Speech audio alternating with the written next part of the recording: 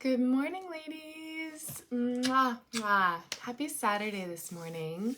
If you're joining on live, feel free to say hi. Drop me a hello in the comments. I wanted to just pop in here because I just love you ladies so much and wanted to just share some juicy new stuff that's been on my heart lately, really around communication. I think that this is something that I want to really dive into and talk about today and give you an opportunity to dive deeper in strengthening your communication, because this is really, when I think about it and what I see across the board from women that I'm coaching all the time, is that communication is one of those make it or break it skills that can really, really enhance or deter a relationship from blooming. And the hard thing about communication is that unless you go to school and really study this, right, or you have a perfect family that models this for you, we don't really know how communication is meant to be and what healthy communication looks like. And that's really what I want to talk about, is what does healthy communication look like and how do we step into being shepherds of healthy communication for our partners and for our families and for our friends and everyone in our life. Because when we don't have good communication, let's just go into that too. Let's talk about what bad communication looks like, what unhealthy, toxic communication looks like, and then what healthy communication looks like, and why it's so important to be able to hold space for that healthy communication. So what I see and what I hear a lot of is toxic communication, right? And again, if this is something that you find yourself being like, oh crap, I think that's me, it's not anything that I'm judging or telling you that you're a bad person for falling into these habits. Like, this is something that can just be very, very common and unintentional, right? Based on what we pick up, what we've learned, what we see modeled from our families and our parents. And it's just important to bring it to the surface to be illuminated so that you can recognize, oh, okay, maybe this isn't actually the best way to be. Maybe there's a healthier way to do this that can actually change the relationship dynamic, and be able to shift anything that has been feeling stagnant or icky or uncomfortable and be able to move it into a place of peace and happiness and harmony. When I hear and see toxic relationship communication, it's often comes from a place of feeling very detached, right? Feeling a lot of anger or resentment or disrespect starting to fall into place, right? Usually when when we're connecting with somebody new, we are open, we are loving, right? We are unattached. We are just being that place in ourselves that's just like, hi, this is who I am, right? Whether it's a friend, whether it's a new person on the street, whether it's a new guy you're dating, we don't have much baggage that we're bringing into this conversation. We don't have many expectations on this conversation. We're just openly sharing who we are, what we feel, what we like, blah, blah, blah, right?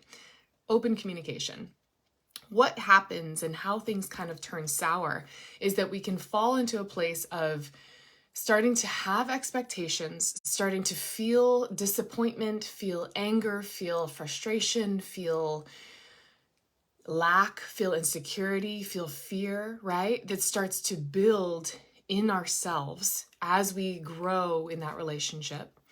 And from that place, we usually tend to hold it in, right? Because we don't want to project that. We don't want to dump that onto our partner. And as you're listening to this, if this is you and this is resonating, just comment some comments in below, because it's really important to bring awareness to this, right? When we bring in this place of communication where we are feeling anger, we're feeling resentment, we're feeling frustration, we're feeling any weird feelings, and we're not communicating it openly, it starts to be suppressed and it starts to get into this place of ickiness, right? And then we unknowingly dump that onto our partner or blow up on our partner or say it in a way that comes off condescending or rude or mean or snipey or controlling, right? Or passive aggressive. And these things can really, really make a really bad foundation that starts to erode what was there and the love that was there, right? So what healthy communication looks like is really taking a step back and pausing in that place, when you are feeling in your heart space and you're feeling all that ickiness and you're feeling all that, ugh, right? And realizing that this is not the time to be communicating, that you need to be able to take that time and that responsibility to process whatever you're feeling first before communicating that to the other person. And I go into this a lot in depth in my teachings around how to be able to communicate in a healthy way that allows your partner to feel safe and be heard, and for you to be heard without them going into defensive mode, right? Because if we're coming in with all this charged energy and all this frustration or anger or resentment or disrespect or insecurity, right? What's actually happening is that our energy of all of those feelings is what they're sensing and seeing and feeling. They're literally feeling the energy and they're not actually seeing and hearing the words that you're saying. They're feeling the underlying energy, right? So when we're in that place of communicating in that feeling, it comes off with this weird distortion that makes them go, ugh, I do not want this. I cannot, I can't deal with all of you right now, right? Which then makes them usually go into a defensive mode or trying to reflect that back to you and attack you or blame you or put that back onto you, right? Which then just starts to erode the whole dynamic of what you're trying to communicate.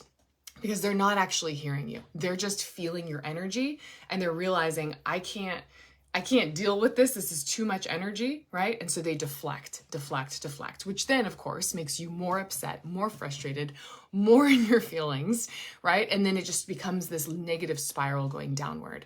And then things blow up and things get really nasty, right? Drop a 1 in the comments if this has ever been you, if you've ever fallen into that place before.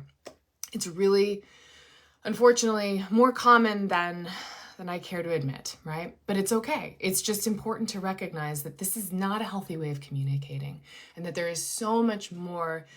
There are other beautiful ways to do this in a healthy way that allows men to be able to hear you and hear what your heart is saying without going into that defensive mode, right? So why is it so important to have healthy communication? Maybe this obviously seems like a no-brainer, but I'm going to talk about it anyways. Communication is one of the number one things that can either make or break a relationship. So we have to make sure that we as women are holding that space of emotional safety, right? As heart-centered beings that we are, we usually tend to be much more in tune with our feelings. We usually are the people and the beings in the relationship that can be able to hold that safe emotional space for our men, right? So we have to be able to model what that good behavior and communication looks like so that we can make it feel safe for them to be able to drop into their heart and drop into their feelings. When we come into communication from a place of the mind, from a place of trying to control an outcome, trying to drive a specific strategy of what you want to happen, right? Or get your needs across, or come off as, this is what I need, this is what I deserve, you better get with it, right? They're not actually seeing you in your best self, and you're not actually modeling the most healthy way of communicating. What they're seeing is someone that is struggling to get their voice out, but is not actually in tune and in alignment with what their heart is trying to say, right? So again, it comes off with this distortion. So we have to really make sure that we are taking that time to zoom out and learn, how do I get to hold this emotional space for myself to understand what it is I'm even feeling and what those deeper messages and truths are? And then how do I be able to shape that into a way where he can hear me, right? And I think I want to pause here just for a second to see if there's anything else I want to share on this. And if anyone watching is having any questions, feel free to post down here below.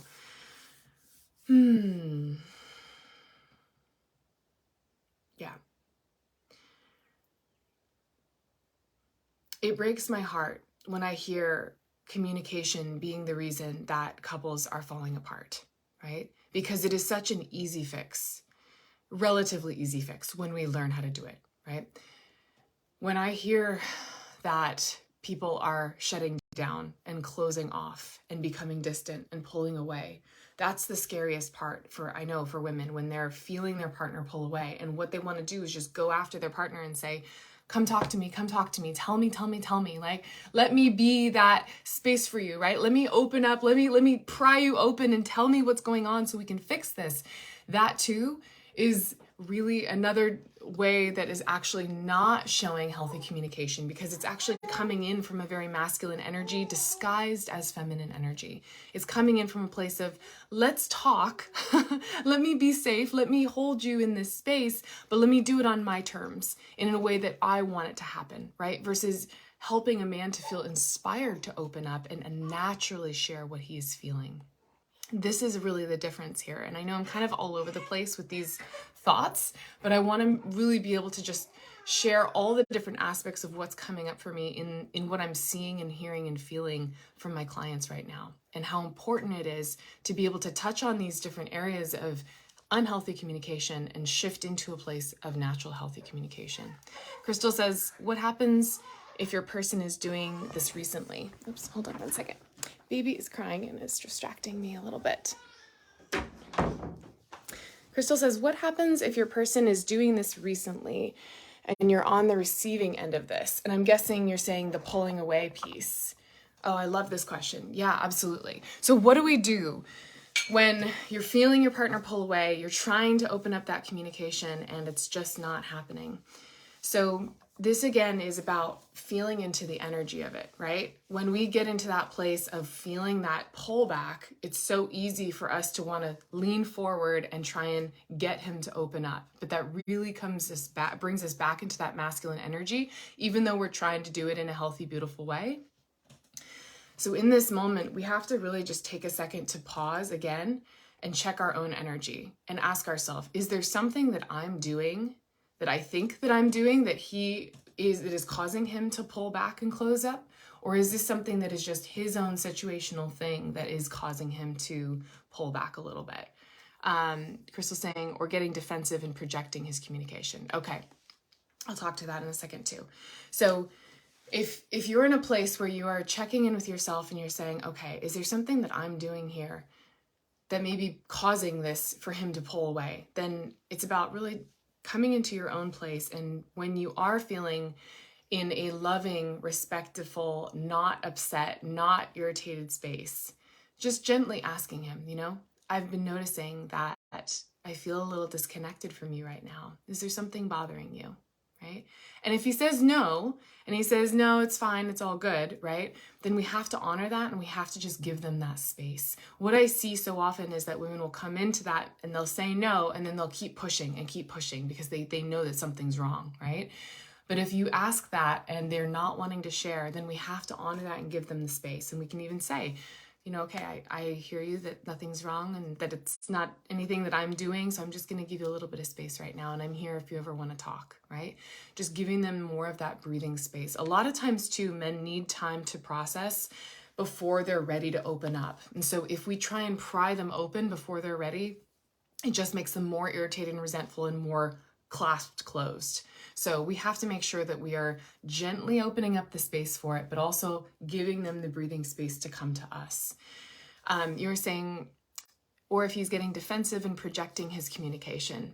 Okay, so if he's getting defensive and projecting his own stuff onto you, and you feel like you're holding a safe, loving, respectful space, then that's something I think that you really want to be able to just share with him without blaming him, right? And maybe it is just saying something like, I feel that you're very upset right now, right? I feel a lot of upset. I feel a lot of anger right now. And I think more than anything, this is time for you to just get some space so that you can process this. And I'm happy to talk about this when we're more in an objective space. But right now I feel that there's a lot of energy that I'm feeling from you, and that doesn't feel good to me, right? So I'm happy to talk about this again, but I want to give you some time to process, and almost just like helping lovingly give him that space that he's needing that he may not be actually telling you he needs. Let me know if that helps you. Yeah.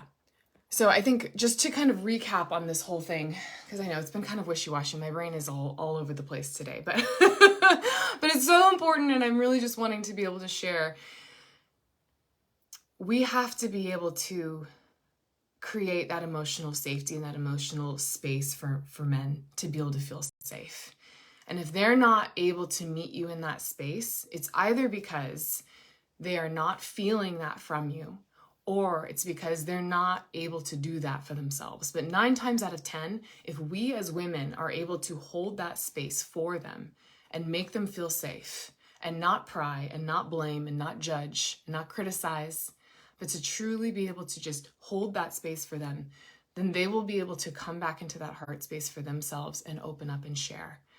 And that's where you can really make huge differences, right? And that's where you can really shift things out of that negative spiral and into more of a positive, flowing, like beautiful future. Because men really do want to share, right? They may not know the tools of how to do it, and they may spend a lot of time with their guy friends that aren't modeling good behavior for going deep into their feelings, right? So they look to us as women to be able to really drop into that space, but they may not know how to do that. So we have to really be able to hold that space for them to feel like they can go into that heart space. And that's something that I want to teach on. It's actually something I'm excited to share, that I'm going to be hosting a little live workshop next weekend where I'm going to be actually teaching deeper on these principles of how to actually be that woman that can hold that emotional space for a man and give them that opportunity to feel like they can open up and feel inspired to open up and be in their vulnerability. If this is something that you feel like you're struggling with, or you want to just ask me questions, or you want to get some real-time feedback and practice and role play some of these conversations, I really want to encourage you to join in on this workshop, because I think it's going to really give you a nice little just reset for whatever's going on, right? If you have gone through any little tips recently and you just want to be able to talk it out with me real time on Zoom and role play and shift those conversations and be able to try out new strategies and learn new tools and new frameworks for how to communicate, this is what we're really going to be going into. It's going to be a 60-minute live Zoom coaching call where you can come to me with any of your questions that you have, and we can really massage it out. And I'm going to be teaching the specific techniques that I use with my man to be able to make him feel really safe and open up his heart to that place of vulnerability. So I'll drop the link down below at the end of here if any of you are interested in this. But I just wanted to be able to really share some of these principles with you today, because it is so important, right? And if you haven't been able to fully feel comfortable in your communication, it's okay, but it's something that needs to be addressed, and it's something that needs to be learned and loved on a little bit, because it really can make such a huge difference in how we are able to navigate our relationships moving forward. So I hope this has been helpful and inspiring this morning, and I will talk with you all soon. Mwah.